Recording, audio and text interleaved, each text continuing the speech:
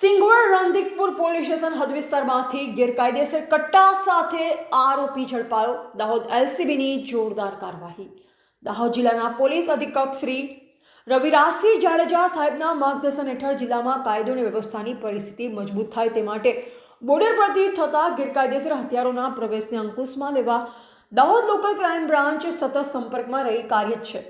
અનુસંધાન એલસીબી દ્વારા અગાઉ હત્યાના કેસોમાં ઝડપાયેલ તથા શંકાસ્પદ ઇસમો પર વોચ રાખવામાં આવી રહી હતી.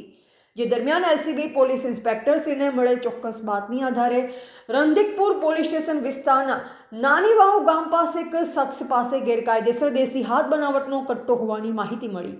વ્યૂહાત્મક રીતે રેડ ગોઠવી એલસીબી ટીમે સ્થળ પરથી અશ્વિનભાઈ રમેશભાઈ નીનામાં ઉંમર વર્ષ 25 રહે નાની વાવને દેશી કટ્ટા સાથે ઝડપી પાડી કાયદેસરની કાર્યવાહી હાથ ધરી.